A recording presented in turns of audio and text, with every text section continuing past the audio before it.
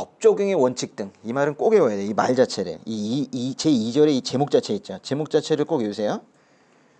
그리고 아예 이제 외워야 되는 게 뭐냐면, 법 적용의 원칙 등이 뭐뭐뭐가 있습니까? 이렇게 물으면은 관세법 적용의 원칙 등에는 4가지가 있습니다 라고 대답해야 돼요. 요거는요, 어떤 조의 구조를 외우는 게 아니라 법 적용의 원칙 등이라는 제2절 있죠. 제2절의 구조를 알아야 돼요. 여기 법 적용의 원칙 등에는 총 3가지 조가 있습니다. 몇 조가 있나 보세요. 5조와 6조와 7조가 있습니다. 5조에 몇 개의 항이 있어요? 4개의 항이 있습니다. 6조와 7조가 또 따로 있죠. 그 중에서 5조 1항의 동그라미, 5조 2항의 동그라미, 6조의 동그라미, 7조의 동그라미. 그러니까 5조의 3, 4항은 좀 이따 볼 거예요. 5조의 3, 4항은 사실 별개로 물을 수 있고, 뭐 설명하되 뭐뭐뭐에 대해서 설명하시오라고 따로 물을 거예요. 그거는 묻는다 하더라도 분명합니다. 거의 중요한 거는 5조의 1항, 2항, 6조, 7조예요. 5조 1항의 제목이 법제 5조 제목의 앞부분이에요. 뭐예요? 법 해석의 기준. 그 1항에다 다시 한번 써놓으세요. 1항이 바로 법 해석의 기준이에요. 5조 2항이 소호가세 금지예요. 소호가세 금지. 6조는 제목이 있네요. 뭐예요? 신의성실이죠.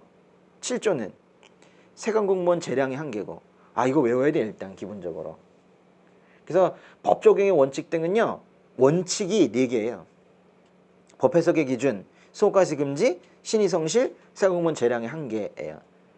근데 만약에 이걸 외우지 못했으면 시험에 만약에요, 관세법 적용의 원칙 등에 대해 설명하시오.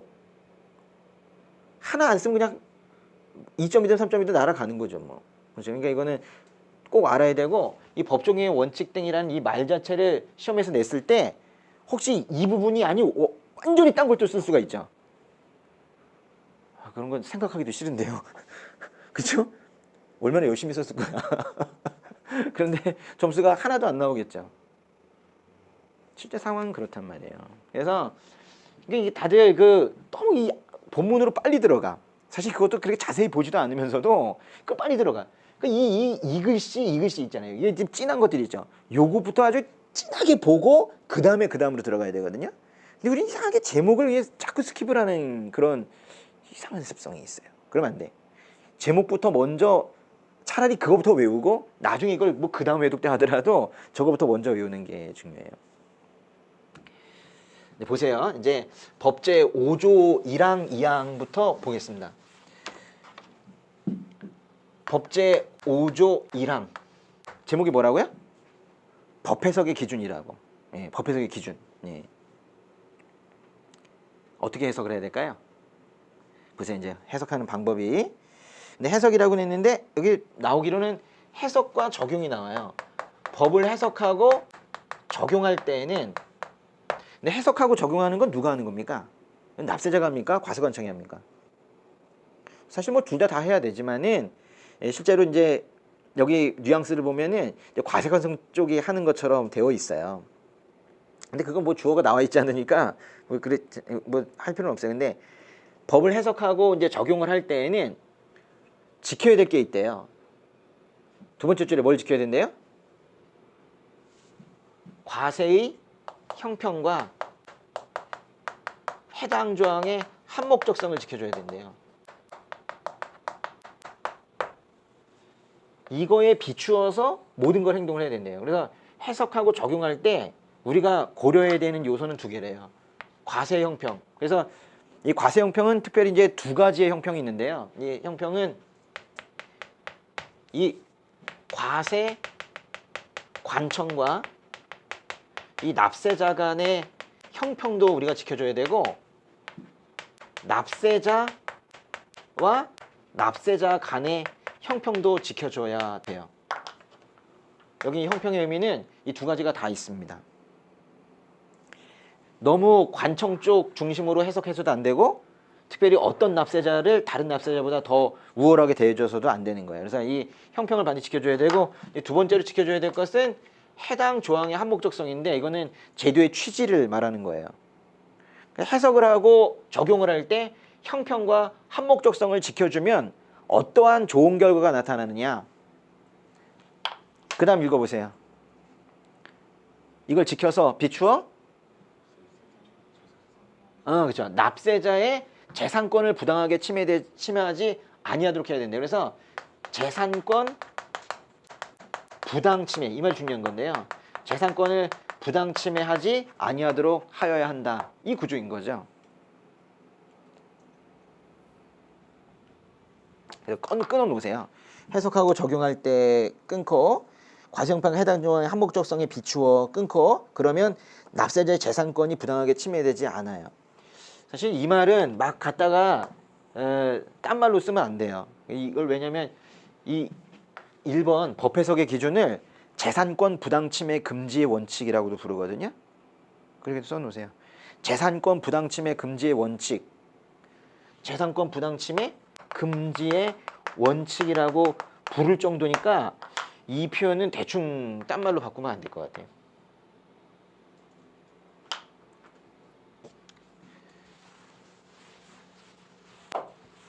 그 다음에요.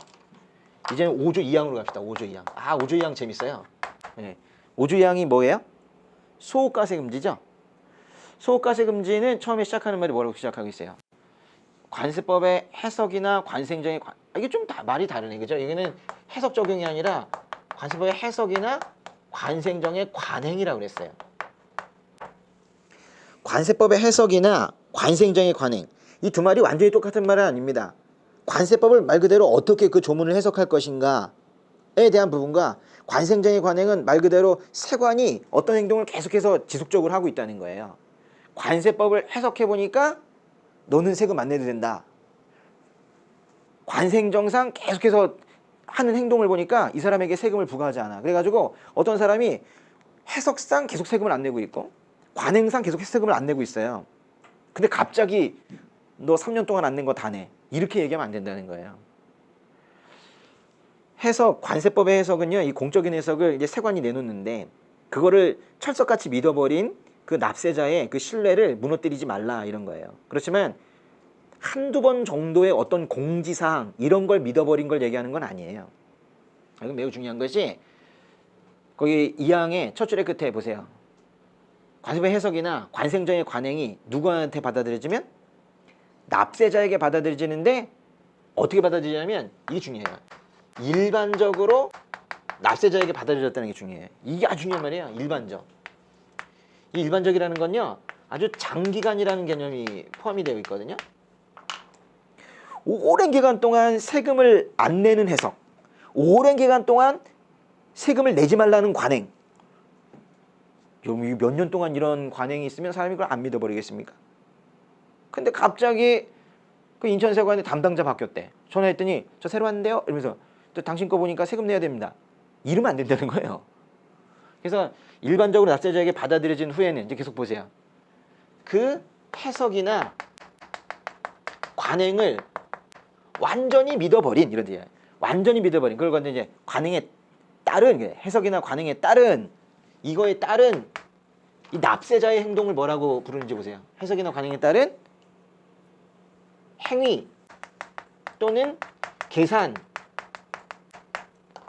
정당하다, 이런 얘기예요. 너무 오랜 기간 동안 돈 내지 말라고 했으니까 그거에 따라 돈 내지 않은 행위, 돈 내지 않은 계산, 뭐 이런 것들은 그 정당한 거 아니냐, 이게요. 그래서 새로운 해석이나 관행으로 담당자 바뀌었다고 갑자기 와가지고 3년치 추징하겠습니다, 이러면 안 된다는 거예요. 물론 앞으로는 세금 받을 수 있을지 몰라. 그렇지만 이전 거를 소급하여 과세하지 말라는 거예요. 그래서 이 앞에는 이제 중요한 게 새로운 해석이나 관행으로 소급하여 과세하지 말라는 거예요. 이렇게 됐는데요. 이렇게 쭉 보니까는 이렇게 되네. 여기 해석관행이란 말이죠. 해석관행, 해석관행, 해석관행. 또 똑같은 말 여기 있죠. 해석관행도 있고, 여기 또 이제 또 메트도 해석관행이 있죠. 그래서 이게 소호가세 금지 원칙에는 해석관행이 몇 번 나와요? 3번 나와요. 3번. 예. 보세요. 퐁당 퐁당 퐁. 예? 그래서 해석관행 일반적, 해석관행 행위계산, 해석관행, 그리고 소호가세 하지 말라, 이렇게 한 단어씩 이렇게 왔다 갔다 하면서 이렇게 외워야 되는 거예요. 해석관행 일반적, 해석관행 행위계산, 해석관행 소급과세 하지 말라. 한번 해보세요. 해석관행 일반적, 해석관행 행위계산, 해석관행 소급하여 과세하지 말라. 이렇게 외워두게 되면요, 이 문장 길어도 그냥 쓸 수 있어요. 이런 거 갖다 근데 이렇게 정확하게 쓰지 않고 그냥 뭉뚱그려가지고 그냥 뭐 옛날 거 뭐 소급하여 과세하지 말고 행위계산 뭐 대충 왔다 갔다 이게 문장이 이게 섞이면은 그걸 우리가 정확하지 않다고 하는 거예요. 근데 이걸 그냥 그대로 갖다 이렇게 잘 쓰게 되면 잘 외웠다고 하고 점수가 나오고, 근데 이거 순서를 바꾸게 되면은 점수가 안 나오는 거예요. 아, 중요합니다. 해석, 관행, 일반적, 해석, 관행, 행위, 계산, 해석, 관행, 소급하여 과세되지 아니한다. 읽을 때요 계속 이렇게 읽으세요. 그래도 내가 쓸 수 있을까 이런 부담, 그런 뭐 두려움 가지지 마시고, 지금 한두 번 할 거 아니거든. 처음에 이렇게 해놓게 되면요, 이 지금 그러니까 뭘 작업을 하는 거예요? 외울 수 있게끔 만들어 놓는 거거든. 왜 외우지 못할까요? 외우지 못하는 건 왜 외우지 못하냐면 외우지 못한 상태로 놔뒀기 때문에 그래. 제발 조리를 해서 드세요. 생쌀을 씹어 먹지 말고. 그냥 생쌀을 그냥 씹어 먹으면서 소화가 안 된다고 당연히 안 되죠. 그러니까 이제 사람들이 뭘 모르냐면 자기가 뭐 머리가 나빠서 못 외우는 줄 알아. 아니에요. 다 외워요. 다 외워. 여기 머리가 좋고 안 좋고 암기력이 높고 거의 차이가 없어요. 그거 가지고는 시험에 당연히 결정이 되지가 않아요. 이런 거 하느냐 안 하느냐의 문제예요. 그러니까 근데 이렇게 이제 외우는 어떤 아이디어가 있느냐 없느냐는 이제 거기서 차이는 사실 나는 거예요. 근데 이제 이걸 가지고 있으면은 딱 보세요. 해석관행 일반적, 해석관행 행위계산, 해석관행 소급까지 과세하지 아니한다. 할 수 있겠죠. 아까 그냥 이게 텍스트로 이게 쭉 이렇게 돼 있을 때랑 이게 이렇게 약간 변형이 됐을 때에는 벌써 우리가 느끼는 게 달라요. 저렇게 하면 되겠다. 그런 생각이 들었습니까? 안 들었습니까? 들었어요? 그렇다 그래 좀 제발 확실하잖아요. 근데 이게 아직은 다 외우지 못했어도 저렇게 하면 되겠다 라는 순간 되는 거예요. 그런데 저걸 어떻게 외우지? 하면 끝까지 못 외워요. 그러니까 암기는요 진짜 신기해요. 되겠는데? 라고 하면 바로 그 암기가 벌써 된 거예요. 근데 안 되겠는데 하면 끝까지 못 외워요. 근데 안 되겠다라고 생각하는 문장들이 부지기수인데 여기저기 있는데 그걸 그냥 그대로 그걸 가지고 시험장까지 가는 거예요. 그럼 뭐가 생각이 나겠어요? 안 되는 거지. 그러니까 항상 그 초반에 공부할 때가 중요해요. 처음이 되게 중요한데 처음에 모든 걸 다 이렇게 하기 시작을 하게 되면요 쉬워요. 그러면은 우리 아까 그 3조도 혹시 기억납니까? 이제 3조? 관세징수의 우선 관세를 납부해야 하는 물품이 있고, 이항은 뭐였어요? 관세를 납부해야 하는 물품 5글자 이한인재산이 있었죠. 보세요. 벌써 이제 의미부여가 된 거잖아. 할 수 있다니까요. 그래서 이렇게 해서 많은 문장들을 그런 식으로 이제 외우고 있으면은 쓰는 거예요. 단순하게 외운 게 없어서 못 쓰는 거 아닙니까? 그렇잖아요. 외운 게 많으면 쓸 수 있는 건데 외운다는 건 이렇게 통째로 하는 거를 외운다고 하는 거예요. 예. 밑에 거 조금만 더 볼게요. 그래서요, 잘 보세요. 여기도 이제 표시를 해 놓으시는데, 이 밑에 여기 사망과 사항은 우리가 좀 따로 볼 거거든요. 사망과 사항을 이렇게 하셔가지고, 요거는 이제 이쪽으로 연결을 시켜 놓으세요. 이렇게 이제 시행령 쪽으로 이렇게. 이것도 아까 그 마찬가지로요. 이것도 이쪽이 이렇게 연결이 되는 거예요. 이렇게. 사실 뭐 사망은요 완벽하게 이제 연결된다 볼 수는 없는데 다른 문제랑 지금 법적인 원칙 저거랑 좀 별개로 나올 거기 때문에 이렇게 일단 표시해 놓으세요. 이건 좀 이따 따로 하시고 이거 마주 정리를 해야 되겠어서요.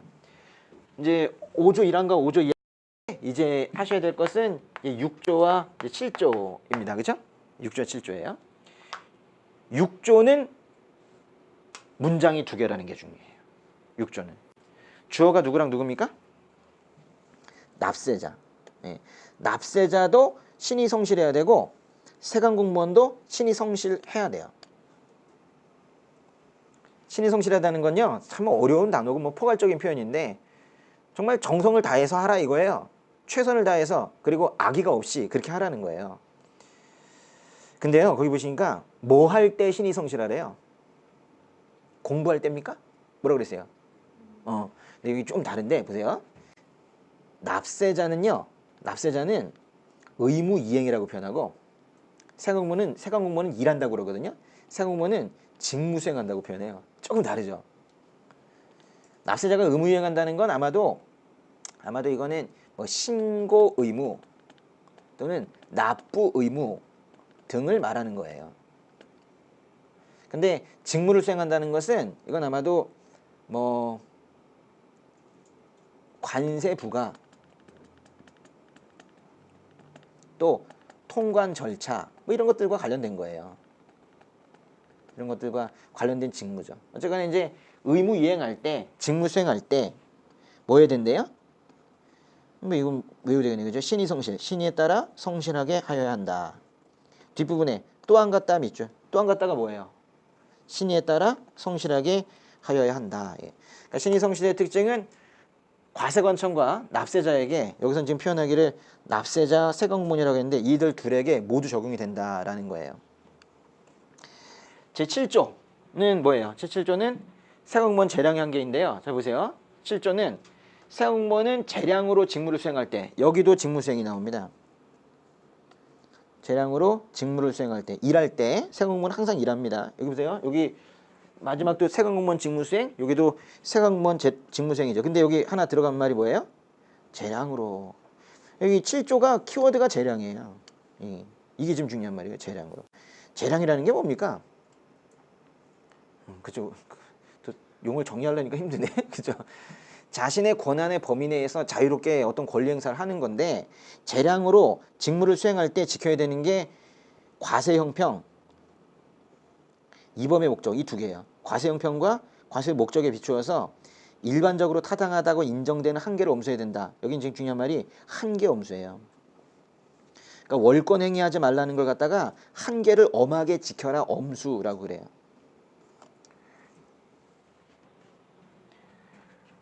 근데 그 세관공무원이 어디까지 권리 행사를 할 수 있는가라는 것은 누가 정하는 거예요? 너 왜 이렇게 오버하냐? 세관공무원, 야, 공무원님 다야? 이게 뭘 기준으로 얘기하는 거예요? 사람들이 딱 보기엔 알아요. 야, 저거 공무원이 하기엔 좀 너무 심하지 않아? 공무원이 왜 저기까지 난리야? 이럴 수 있죠. 그걸 여기서 뭐라고 표현했어요? 일반적으로 타당하다고 인정되는 한계라고 한 거잖아요. 그러니까 저것도 한 단어처럼 외워야 돼요. 일반적으로 타당하다고 인정되는 한계. 보세요. 법제 5조가 있었죠? 법제 5조에 1항과 2항이 있었고 법제 6조가 있었고 이제 법제 7조가 있었는데요. 법제 5조에서 이제 키워드는 뭐가 있었어요? 해석을 하고 여기 보세요. 해석하고 적용할 때 뭘 지켜줘야 돼요? 과세의 형평과 해당 조항의 한목적성 이걸 지켜줘야 재산권이 부당하게 침해되지 않아요. 소득과세금지원 지금 뭐 했었어요? 아까 했던 것처럼 해볼까요? 해석관행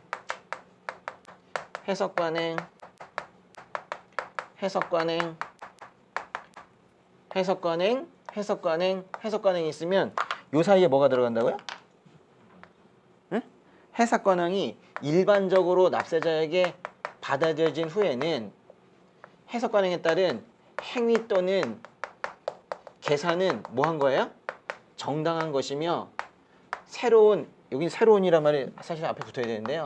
이 새로운 해석이나 관행에 따라서 소득과세 되지 않는다. 뭐 이거였잖아요. 그렇죠? 6조는 신의성실이었는데 어떤 내용이었었어요? 여기 있네요. 그죠? 납세자도 신의성실해야 되고 세관공무원도 신의성실해야 된다. 여기 이제 두 내용이 들어간다는 게 중요했고. 그다음에 7조는 7조 이제 잘 보세요. 세관공무원이 재량으로 직무를 수행할 때 과세 형평이 중요해요. 과세 형평이 중요하고 그다음에 이 법의 목적이라는 것은요. 관세법 제1조를 얘기하는 거예요. 관세법 제1조가 뭡니까? 관세법의 목적이죠. 관세법의 목적이 뭔가요? 관세 부가 징수 및 수출 물품의 통관을 적정하게 하고 관세 수입을 확보함으로써 국민 경제 발전에 이바지함을 목적으로 한다는 그 목적을 얘기하는 거예요. 그 목적에 따라서 일을 하라는 거예요. 따라서 일반적으로 타당하다고 인정되는 한계를 엄수하라 그랬어요. 이것도 보시면 이제 직무 수행할 때 얘긴데요. 이제 보세요. 여기 이제 똑같은 단어들이 있는 걸 알려드리려고요. 여기 이제 일반적이란 말이 있죠. 여기 일반적이란 말이 있죠, 그렇죠? 그래서 일반적이란 말은 이 두 개 다 중요해요. 위에 건 장기간의 의미 때문에 일반적이 중요하고, 이거는 사람들이 생각하는 세금공무원 재량의, 그러니까 세금공무원이 할 수 있는 재량이라의 한계라는 게 지금 법이 아니라 사람들이 생각하는 수준이라는 거예요. 또 형평과 한목적성과 형평과 간세법 목적, 이것도 또 구분을 할 줄 알아야 돼요. 위에 거는 한목적성은 제도의 취지란 얘기고, 이건 관세법이 말 그대로 목적이니까. 그리고 여기 이제 들어가는 것이, 여기 세금 공무원이 하는 게 뭐예요? 직무수행이죠. 근데 이게 다 직무수행할 때 얘기하는 거예요. 직무수행할 때 재량의 한계가 있어요. 그래서 직무수행이 또 두 군데 이렇게 또 나오는 거예요. 직무수행, 직무수행. 이렇게 또 의무부여를 해야 된다고, 일부러라도. 이거 자체가 뭐 그렇게 중요한 얘기가 아니에요. 근데 이렇게 해야 된다고. 그래야지 말을 빼놓지 않고 다 쓸 수가 있어요.